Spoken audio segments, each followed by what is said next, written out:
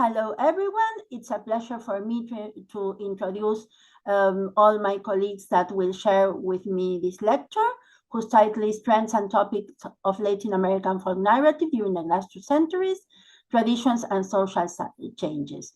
The aim is to offer a polyphonic panorama of Latin American folk narrative in Chile, Peru, Brazil, Mexico, and Argentina, connected with an overview of Latin American folk narrative studies in the last 2 centuries.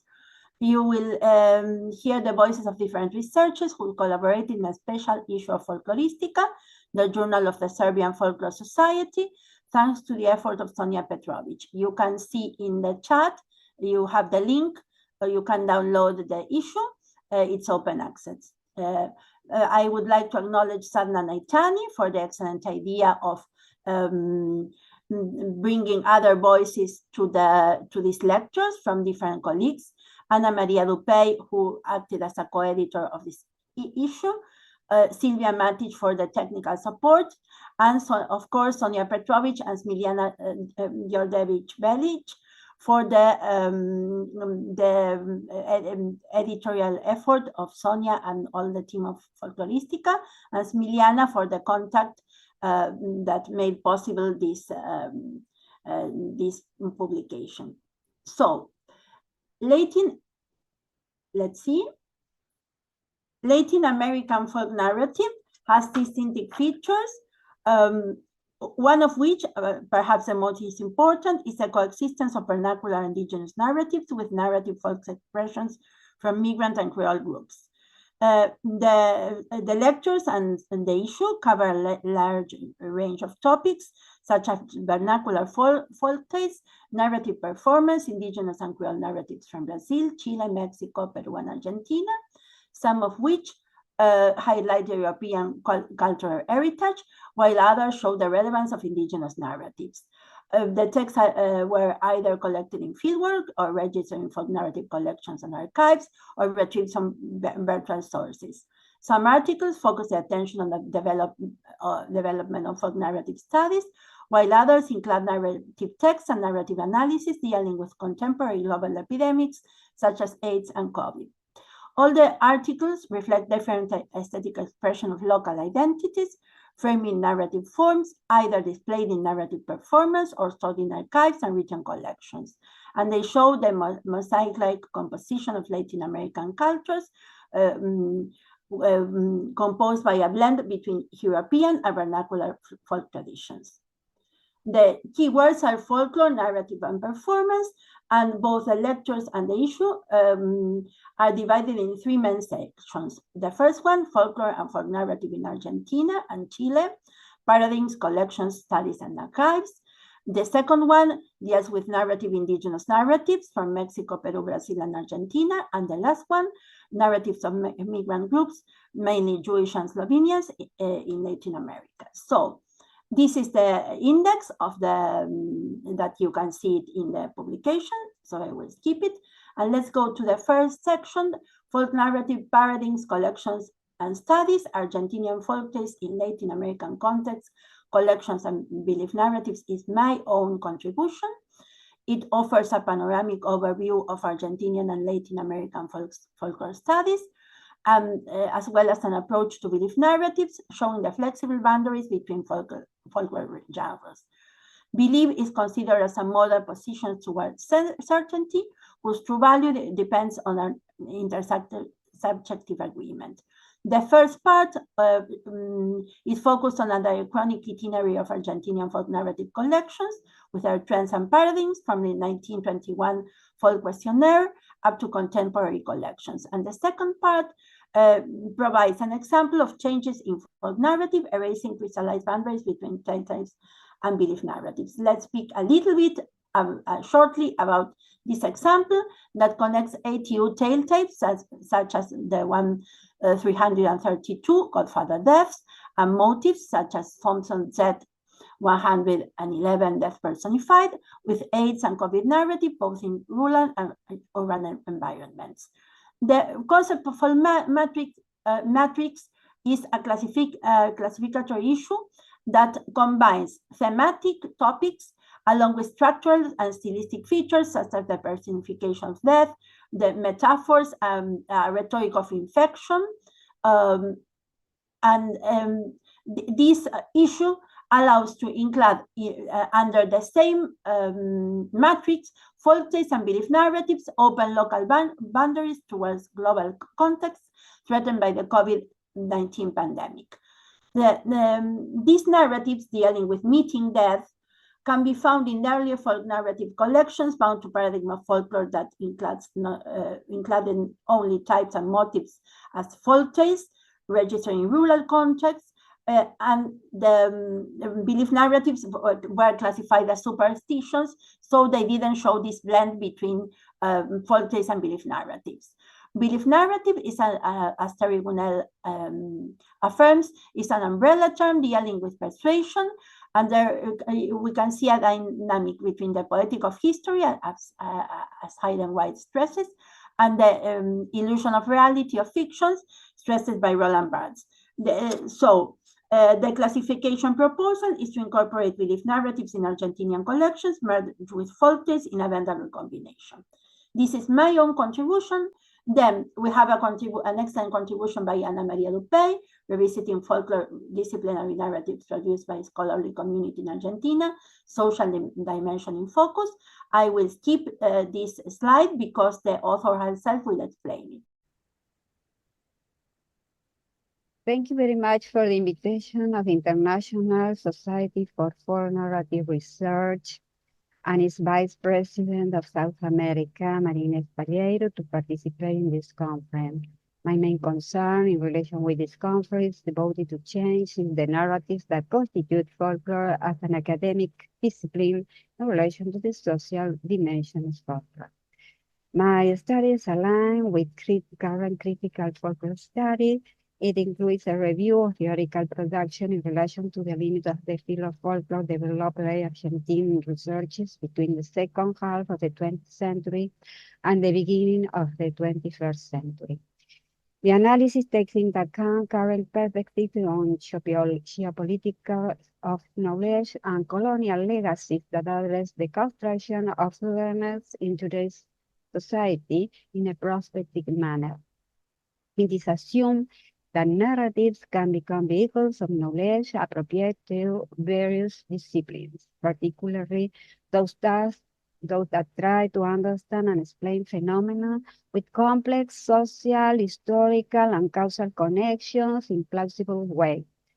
The narrative texts are intervened from a deconstructive reading about how the notion of group has changed, highlighting its implications and derivations. For the development of my study, I understand narrative activity as a discursive means for exploring and solving problems, but also as an instrument to instate social and personal identities. I use the terms in a broad sense of narrative discourse that includes expository, argumentative, and verifiable reference formats of a scientific discourse. I analyze it in different stages. First stage is about foundational narratives of the discipline of folklore in Argentina associated with the geopolitics of knowledge that accompany the European colonial expansions in the 16th century, which assign otherness, identities different from the modern ones, to various populations of the world, classified it then hierarchically with by their greater proximity or distancing from modern parameters. In this way, social groups whose lore as expressions, meanings, and values differ from the modern values were characterized within civilized societies as folk. In a second stage, I devoted myself to explain how the narratives of the discipline were reoriented in different directions in the second half of the 20th century. Formally, focusing on functionalism and theories about traditionality and the idea that the otherness that folklore displays is the result of a specific social structure, the folk society, and later taking into account disciplinary narratives that affirm that folklore, in the case of Latin America, will occur in economically lagging social sectors that would correspond to pre-capitalist mode of production that survive marginally with respect to a modern industrial organization and the value system for it imposed. The folk group is identified with subaltern class. A special case, namely reorientations of the disciplinary field in the 21st century, is devoted to theories that link folk group with social identity. In this sense, the group is not defined a priori as folk society or class or by some special characteristic of a group, but is the result of shared performance and interpretations of speech that respond to a special goal. That is because of the communicative competence that the group has over the group. On the other hand, the meaning of lore is an alternative to regular discursive production with an identified a differentiator effect. The relationship between both terms will be given by the performance of the regular discourse that respond to a code that will have a differentiating and identifying effect. Finally, from my own research, I provide theoretical notions about the relationship between folklore, institutionalism, and identity construction, illuminating the dimension of the social base of folk. I state three hypotheses. The first one is that the otherness with folklore displays is related to an institutional device that challenges a group, it constitutes it and places it socially. And on these challenges, members of said group socially construct their alternative self-identification as folk group. The alternative differentiation will be prolonged in time as long as the institutional conditions are sustained. The second hypothesis is that the identification differentiation process cannot be reduced to the way of game of oppositions and combinations according to a virtual system, but must contemplate the articulation of social-cultural practice, social interaction, positions and social inquiries, and access to resources owned by the agents. The third hypothesis said active self-identification processes are embodied in practice, commitments, beliefs, values, and significant meanings that are not unequivocal and often operate as a dynamic reference between those who participate in said process, which leads aside positions that consider identity as a conglomerate of uniform and assertive components, but a flexible and debatable constellation of ideas and practice about what is shared. In brief, she took into account the active process of identification to define folk in its relationship with institutional condition and its articulation with society. Thank you very much for allowing me to share this conference. The same thing it happens with the contribution by Cristian Yáñez Aguilar from the Austral University of Chile, who will speak about traditional culture and folklore science through approaches in the discursive construction of the cultural field of folklore in Chile. He himself will explain his presentation. So let's go to that. Hello, my name is Cristian Yáñez Aguilar. I'm professor in Universidad Austral de Chile, Austral University of Chile in Valdivia City. Valdivia is 1,000 kilometers of south of capital. Santiago City is the capital of Chile. In Chile is in south of South America. My country, I live in the south of the world. In my paper, I write about traditional culture and folklore science, two approaches in the discursive construction of the cultural field of folklore in Chile. Cultural field is an important concept for me. Is a concept about the Pierre Bourdieu theory. The objective of this work is to address two conceptual approaches that have been quite relevant in the discursive construction of folklorists in Chile since the second half of the 20th century. On the one hand, an approach determined to legitimize folklore as science, which an object and method, and on the other, a perspective cultivated for the field of aesthetic that incorporated the notion of traditional culture as a framework for interpretation from perspective much more humanistic and philosophical, indicating the presence of certain ethical values of the popular and rural worlds in cultural manifestation. But conceptions, traditional culture and folklore as science, were disseminated through folklore school, where the primary and the lesser extent secondary teacher of the country participated, thus facilitating the social reproduction of certain concepts and conceptions that today are part of widely disseminated discourse among folklorists.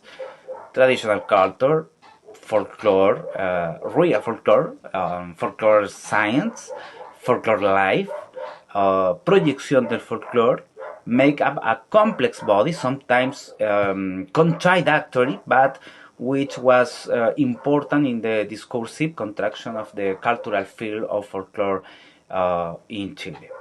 In my work, I make it historically to review historically how the cultural field of folklore was built in Chile and laid both currents, their concept, dissemination in instance, and main exponent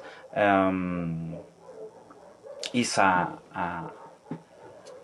body of my paper. For me, is so important the history of a field of folklore in Chile. In this case, the main concepts in the discourse of folklorists. Thanks so much. I will speak a little bit about the first presentation of the second section dealing with Latin American indigenous narratives, whose title is Narratives of Pilagá, Native Societies in Argentinian Context by Alejandra Vidal of the National University of Formosa and the Argentinian National Council for Scientific and Technical Research, and Sabrina Maciel from the University of Formosa, Argentina. As the authors were not able to send a video, I will offer a short summary about their important contribution. The authors deal with a corpus of folk narratives, tales of healing and shamanism from the Pilagás, which is an Argentinian indigenous communities. They have the narratives have been collected in fieldwork in the northeastern province of Formosa. Here you have the map. This is the northeastern province of Formosa, marked in red. The Pilagá, belonging to the Guaycuruyan family, is an endangered language spoken by less than 5,000 people of different age groups. The authors speak about their archive, linguistic annotated and representative of the Pilagá language textile corpus, translated both into Spanish and English. It offers a sample of Pilagá narrative involving nearly 20 speakers from all the vernacular communities of Formosa, Argentina. They also speak about the organization and classification criteria of the text, with special attention to narratives and descriptions. They speak also about the methodological issues of text elicitation and cataloging, with a discussion of some subtypes and themes. The texts represent traditional social memories of a hunter-gatherer society, and they reveal the symbolic construction of moral landscapes, beliefs, spiritual connection to the universe, and their conversion with aesthetic expressions of verbal art. So the next contribution by Daniel Díaz Benavides from the National University of San Marcos in Lima, Peru. Folkloric narratives of the Peruvian Amazon will be explained in a video by the author himself. Good day. I am Daniel Díaz Benavides, and I'm communicating with you from Peru. I am an anthropologist. I thank to Dr. Palleiro for inviting me to present the summary of an essay for Folkloristica in its number 2 of its 6th edition. The title of my essay was Folkloric Narratives of the Peruvian Amazonia. Peru is a country geographically located in the central and western region of the American subcontinent. Its political, economic, and demographic power is not historically founded on Amazonia, although it occupies 62% of Peruvian territory, and it is populated by a scarce 8% of the total number of inhabitants.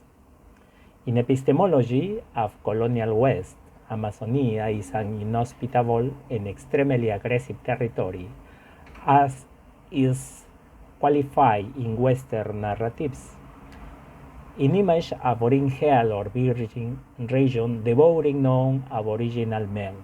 However, it is inhabited by 1,786 indigenous communities grouped into 60 ethnic groups and 13 linguistic families, each with a singular strategy of territory occupation and with narratives that present as abundance of cultural variables, including their conceptions of the world, of life, and a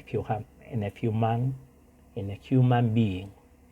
In this essay, I present 4 mythological stories that are part of the region's folklore.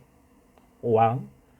The Amazon River, name that identifies the largest and water flow and the mightiest river in the world. 2. The Anaconda, name of the largest constrictor snake in the world. 3. The Lupuna, or the tallest and thickest tree in the Amazon. And 4. The creation myth. These stories will sustain the narrative circulating in the region and will be used to define vital aspects of constructed social science or of universe with their own cultural logic. In addition, they will show the interconnections between living beings and animated nature. Their metaphors, inscribed in local aesthetics, will highlight the memories of the forest and the societies that inhabit, to one of the most biodiverse regions of the planet, with a wide cultural plurality, but with different cultural practices and conceptions. Thank you once again. We will see later. So I will speak about this other important contribution whose authors were not able to send a video. The title is Between Borders and Crossroads, the Performance of Orality in Different Brazilian Bodies and Contexts by Luciana Hartmann of the University of Brasilia and Renata de Lima Silva of the University of Goiás, Goiânia, Brazil. They deal with a performance of orality in Brazilian context, whose point of departure is the author's own research and life trajectory. The proposal is to offer an interplay of ethnographic data obtained working with 2 groups of storytellers, one of the inhabitants of the Brazil-Argentina-Uruguay southern border, and the other within the context of Bahian tradition of Capoeira, Salvador da Bahia, and northern Brazil. The authors affirm that while borders establish boundaries, crossroads announce encounters. And they take these 2 conceptual markers, borders and crossroads, in each context as physical and or symbolic territories from which performance of orality emerge, focusing on gender and race, ethnicity, and on tensions that constitute them. The authors propose a discussion of meanings of these narratives produced within borders and crossroads. So the other contribution by Mercedes Zavala Gómez del Campo of the College of San Luis, Mexico, Folktales and Legends from Oral Indigenous Heritage of Mexico, will be explained in a video by the author herself. Hi, I'm Mercedes Zavala from El Colegio de San Luis in San Luis Potosí, Mexico. I wrote a paper titled How to Study Folk Tales and Legends from Oral Indigenous Heritage of Mexico. The main idea of my paper is that oral tradition collections of tales and legends of our indigenous people are expressions of a deep syncretism between indigenous and Hispanic cultures. In other words, even the tales and legends enunciated in native language reveal a deep-rooted cultural miscegenation of more than 400 years. This quality has been frequently denied, especially by cultural policies that attempt at a redemptive function, and some anthropological and ethnological studies that incredible insist ignoring the fact that Hispanic presence is completely rooted in a large part of the folkloric collections of the predominantly indigenous communities. The analysis rests upon the study of motif as minimal narrative units in a wide corpus of tales and legends collected even in Spanish or in indigenous language, especially Nahuatl, Maya, Mixe, Tenic, and published in bilingual editions from the early 20th century to the present. The purpose of this article is to review some of these examples in order to underline the relevance of miscegenation as a defending reality to study of our cultural heritage, as well as understanding ourselves without opening a gap between the indigenous and the state. This condition is not the same for all the Latin American countries. It depends how deep the mix of the cultures was. That is why in Mexico it's not the same either. In some regions could be a stronger presence of one culture or the other, but the fusion or amalgam of both or more cultures is still there. Thank you very much. On my research work with students at my institution, we do a lot of field work and collect examples of ballads, corridos, tales, legends, and songs from different communities, especially in the central north of Mexico. Thank you very much. The third section deals with narrative of migrant groups. The first contribution by Fernando Fischman of the University of Buenos Aires, Argentinian National Council for Scientific and Technical Research, deals with Jewish tradition in a Latin American background, enacting an intercultural diaspora in the context of Argentine identity politics, will be explained by the author himself. I began collecting stories for my dissertation in the 1990s among children of Jewish immigrants to Argentina. I collected a lot of narratives about discrimination against Jews, that happened both in their neighborhoods and at school. Those were the two main places where the discrimination was felt. They told stories about being told that Jews had killed Jesus, and in schools, the government in the 1940s enforced the teaching of religion, and they were not forced to take the religion classes, but they either had to stay outside their classrooms or take classes of something that was called moral or something like that. There were lots of stories that told about being discriminated and being excluded from mainstream society. Things changed a lot. They have changed a lot since then. And with the identity politics of the 1990s that started to show or to celebrate diversity in a society that had tended to see itself as uniform, Jewish expression, cultural expression, folk expression started to be displayed in public. So all the Jewishness that in the past had been displayed at home started to be shown to the general public, and that brought about a change, in which a subjective change as far as the relationship with the non-Jewish world was concerned. Now, being in 2024, we have just elected, not we, the Argentine people, elected the president that claims to be a little bit Jewish, and who right after the election went to the grave of the Rabbi of Lubavitch in New York. And what that will bring about is the big question now. What the story will be once he is out of power. We'll see. And especially after the policies he's applying right now.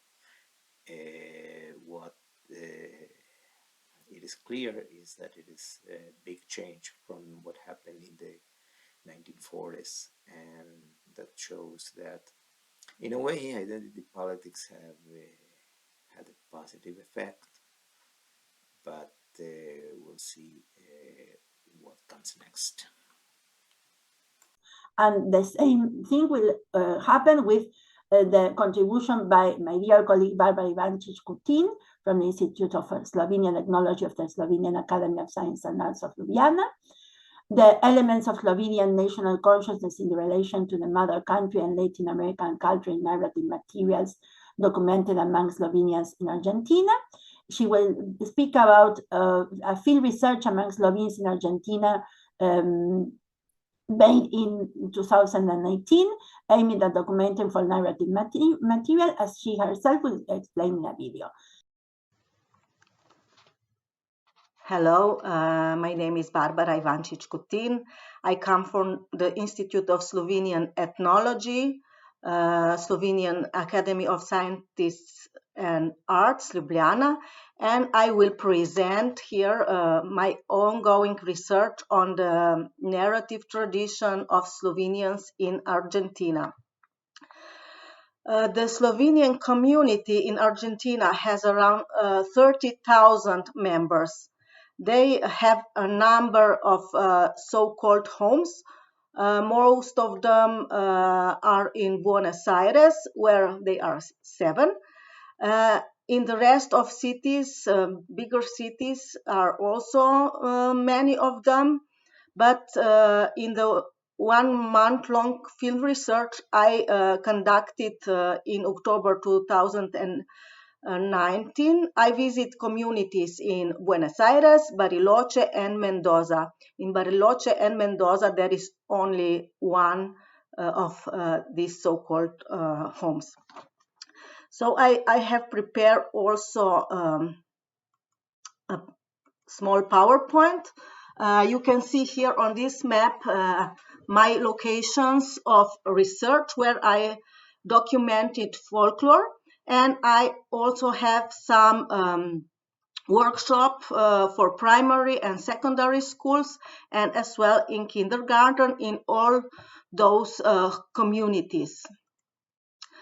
Documented the narrative tradition among Slovenians in Argentina had 2 main goals. First one was documented material for publication in the book collection of Slovenian folk narratives Glasovi, means voices. And the second very important goal was also participation in a comparative study of immigrant narrative folklore in Argentina, including immigrants from Slovenia, led by colleague Ana María Palleiro from the Institute of Spanish Philology and Spanish Language and at National Council of Scientific Research. You can see some photos below documented during our work. I had in Argentina also some lectures at the University of Buenos Aires. One was at the Slovenian Language Lectorate, led by Tjaša Lorbek, and second one was at Dr. Maria Ines Palleiro's course at the Department of Spanish Language and Literature, and you can see some public and some photo from this event also below. During my field research, 95 informants participated in field interviews. 50 of them were from Buenos Aires, 24 of them were from Bariloche, and 21 of them from Mendoza. And in this work brings out more than 200 units of audio recordings, which are ranging in length from few minutes to more than 2 hours. And here are some photos from my fieldwork in Mendoza or in Buenos Aires. There was a lot of material, very varied material, which were documented in the field. Most of them were narratives, memory stories, anecdotes on the cultural differences between Slovenian culture and Argentina culture, many jokes or humorous narratives, traditional legends were few, but still there were still some, and I also documented two units of fairy tales, and I was very happy with it because fairy tale is very hard to find in the field nowadays. Among the material, there were also many other folklore forms like proverbs, sayings, canting rhymes, prayers, old folklore prayers, of course, short songs, and etc. And in total, more than 800 units were documented. That also I was surprised by this number when I count them all. On this material, I already published a scientific paper on the elements of Slovenian identity as manifested in folklore narratives as from this material. And this article was published in a special issue of Serbian review Folkloristic. The title of special issue was Folklore and Folk Narrative in Latin America Context, and issue was edited by colleague Maria Ines Palleiro and Ana María Dupey. You can find this issue also on internet, and on my PowerPoint you can find also a link where is possible to access on this issue. At the end, I'm happy to report that now, after 4 years of work, all the texts have been transcribed from the sound records in the computer. Of course, there is still a lot of work to do with editing, but I'm expecting that in 1 year or something like that, the book can be published in the book collection Glasovi. You can see the map of previous books in Glasovi. We have already 58 of them, and the books quite nice, covered all the Slovenian territory. The